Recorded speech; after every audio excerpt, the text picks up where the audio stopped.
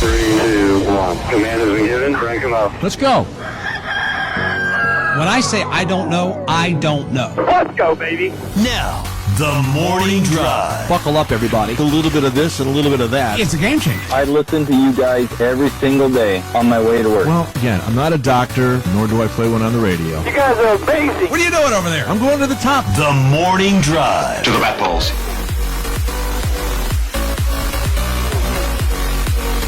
What's up, everybody, and good morning. Happy Friday for your week. I'm Alan Cavana, filling in today along with my co-host Kelly Crandall. Kelly, we got the B team today on this Friday, but we're going to make it an A-level show to bring you into the weekend.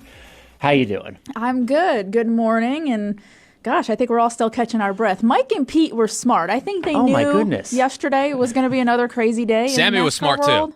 Sammy, everybody from TMB was like, you know what, we're going to turn this over to somebody else today. So we have a lot to dig through, Alan, but we're going to take a breath.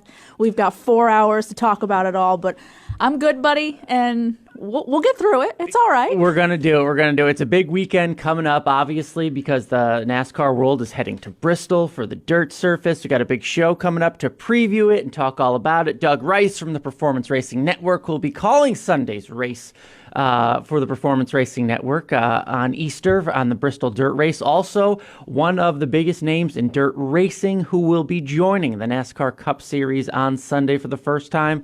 Jonathan Davenport will call into the show this morning. Can't wait to talk to him.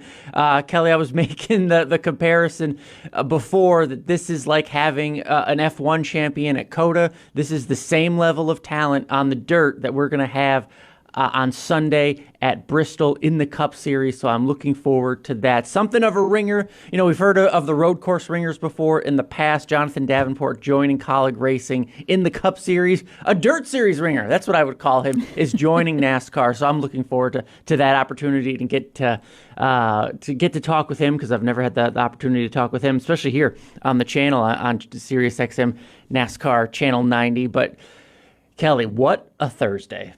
I don't even know where to begin. I wish we had something more to talk about, because I was just writing down some notes about what happened yesterday in the world of NASCAR. We had Denny Hamlin going to his appeals board. Hendrick Motorsports penalized once again for something different than louvers. The All-Star format came out.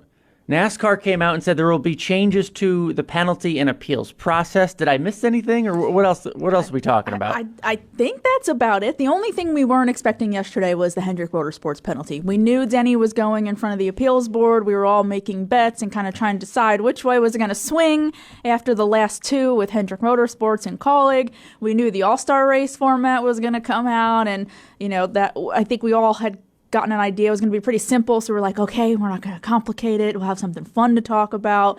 But then the Hendrick penalty, once again, started getting, I'm sure you did as well, about 20, 30 minutes before it came out, started getting texts, started getting messages of, here we go again. Being warned that, something big was happening. So you said it, though. Before we came on the air, it was one of those things where it's like, where do we start? Because I'm sure on this channel, and we're going to have the same problem today, is you want to talk about Bristol at some point, because it is Friday, right? We're going into the third year of the dirt race. You mentioned it. We're going to have John Davenport join us so fans can get to know him. He's nicknamed Superman, so that should tell you right there. He's a pretty impressive guy on dirt, so it's awesome to have him in the field. But yeah, what a busy day. And I think the thing that stood out, Alan, for me was, yes, we had the All-Star format. It's going to be a lot of fun. I really love the fact that they simplified it. Yes, we had Denny's appeal go forward, but NASCAR updating the rule book, I think, is a big deal. And I know that there were some fans that were upset, that said, this sport can't keep changing things in the middle of a season. But I feel like we all should have expected this to happen, right? Because after the last week and a half, 2 weeks of talking about what happened with the Hendrick appeal and all the confusion, all the questions, the calls for transparency, the need for NASCAR to do more or just tighten things up, whatever it may be, I feel like you should have expected they were going to react in some way, because they were not happy. And they're not happy with the Colleague appeal either. So you should have expected something was going to happen here. So we'll break all that down, but basically just trying to tighten things up and really calling for more. They're going to give people now more transparency, whether it's now reserving the right to publish the appeals panel's reasoning. Let's start there. I mean, because I think the biggest topic of the week was in terms of, yet again, a NASCAR penalty was amended, right? We're going back a few days to the Kaulig penalty. This all goes back a few weeks ago to the whole louvers, the louvers that were confiscated from both Hendrick and Kaulig. The Hendrick penalty was overturned. It was amended in terms of Hendrick gets all their points back, 100 points. Huge deal. Okay, that happened last week. Fast forward to this week. Kaulig Racing, a similar penalty, gets its louvers confiscated, has a same penalty as Hendrick received, go through the same appeals process, but with different appeal judges, I guess maybe you'd call them, or a different appeals panel. They decide that instead of giving the points back, the 100 points, they will only give 25 points back. So the amended penalty is that Kaulig Racing gets 75 points taken from them, which is different from the ultimate outcome that Hendrick Motorsports had, leading to mass confusion and wonder and few answers. I think that was the biggest story of the week in terms of we have few answers as to why Hendrick got one thing, why Kaulig got one thing, why Kaulig got a different outcome, and why it all happened in general. Why amending the appeals? Why changing anything? Because we never hear anything from the appeals panel, from those. What am I trying to say? From those meetings, we never hear the ins We don't and get the outs. reason. We don't get the justification. We don't get the justification. I apologize. It's early. we don't get the justification as to why they made the decision that they made. And Alan, something that I learned yesterday, if I am interpreting this rulebook update correctly, as well as the NASCAR folks that I talked to, yesterday, is that.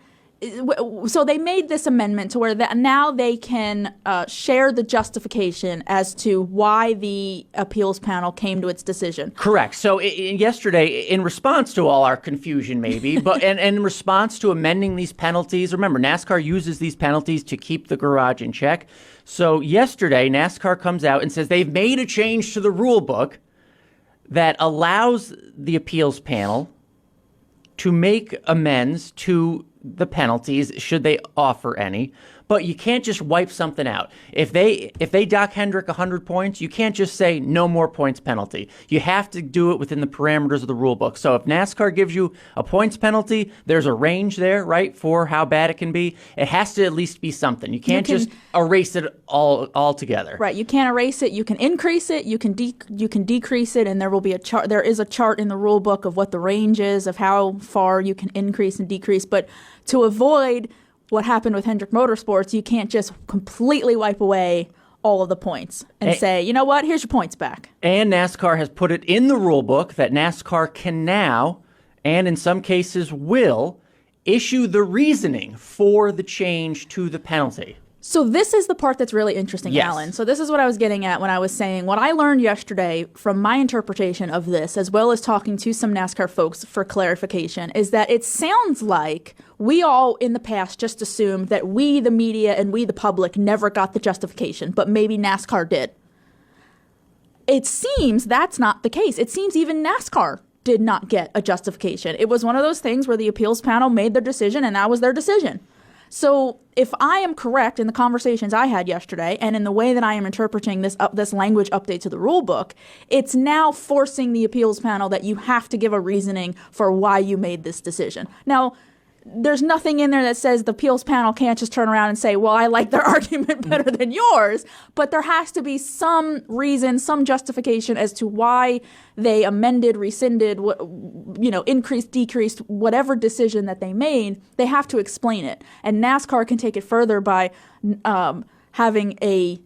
by sharing it with the rest of us. And Steve O'Donnell talked about that yesterday. We had some audio. He was at the All-Star announcement, and of course, all the questions he faced was on these penalties in the rulebook update. This is an independent panel, so you all find out the same time I do when a ruling is made. So we felt it was prudent for the appeals panel to have to explain why and sign off on that going forward. Again, for the transparency in the industry and the fans as well.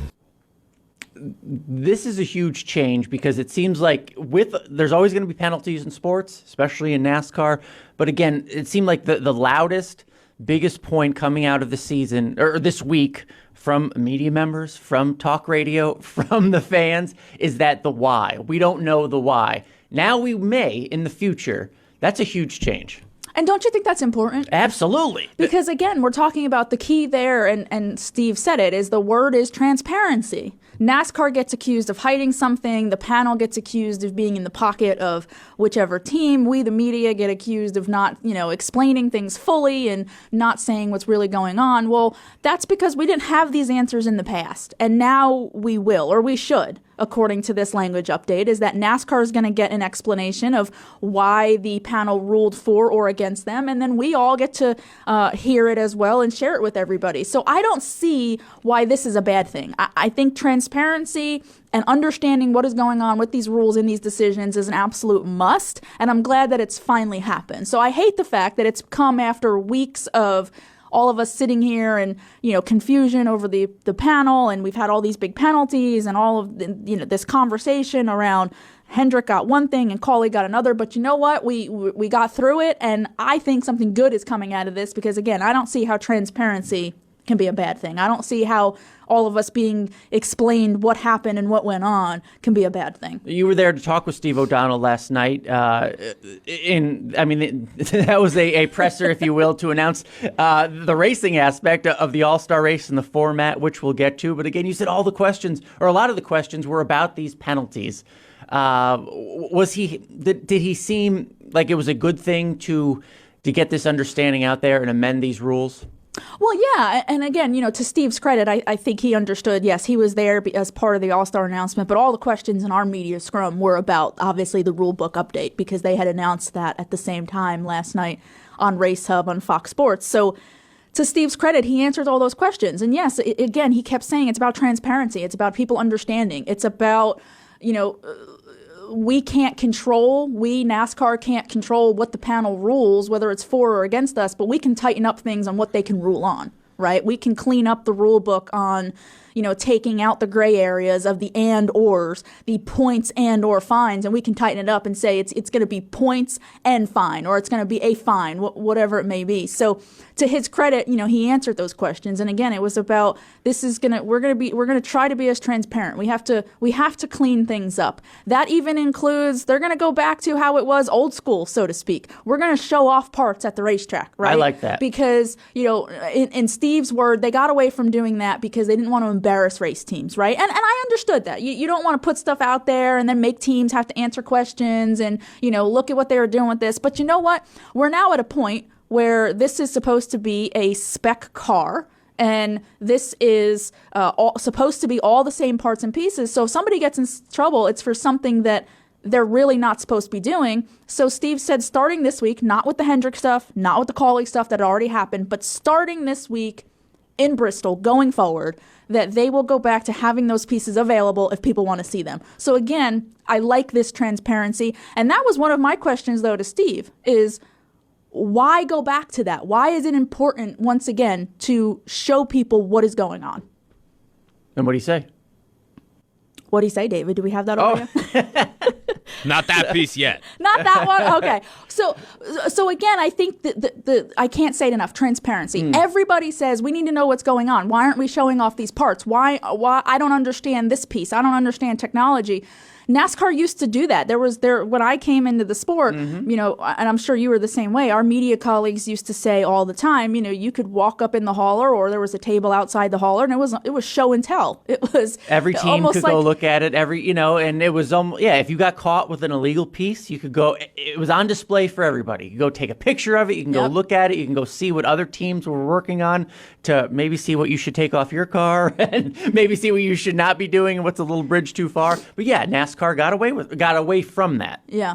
Again, I don't see why any of this is wrong. I understand there's some folks that are saying, oh, NASCAR's changing the rules in the middle of the season. They're really not changing rules. They're tightening up the rule book. They're cleaning up wording in the rule book, right? It's no different than, listen, you and I, we're on the board for the National Motorsports Press Association, right? We do the same thing. We always look at our bylaws. We always look at our constitutions. Is there things that are outdated? Is there language that needs to be updated? Is there things that are confusing? So they're not necessarily changing the rules. Now, listen, Again, is NASCAR upset? They are absolutely upset. They are not happy with what happened with Kaulig. They are not happy with what happened with the appeals panel for Hendrick Motorsports, but they're not, I don't think they're changing rules. I think they're updating language to try to make this a better process. And yeah, a little bit is to protect themselves going into these appeals, trying to make these arguments. Yeah, and I just think about, go back a few weeks, how much more transparent, how much better of an explanation would this have been, this whole story, if everybody had seen the louvers, if everybody had seen no, really, I mean, if we'd all,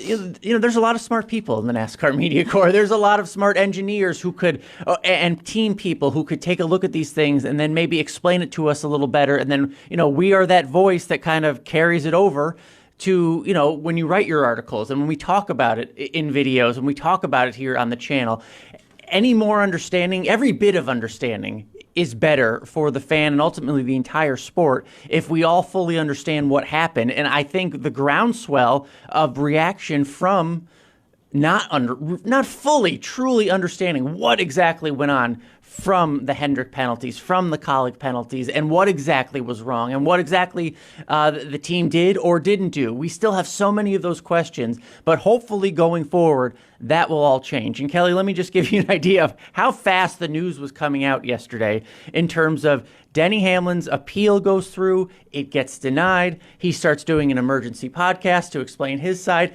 In the middle of his emergency podcast, reacting to his news, NASCAR comes out with these rule changes to the rule book, which he probably wants to. So maybe there's an emergency pod to the emergency pod. We'll talk all about that on this very busy morning here on SiriusXM NASCAR Radio. We'll be right back. She's Kelly Crandall. I'm Alan Cavanna. Stay with us.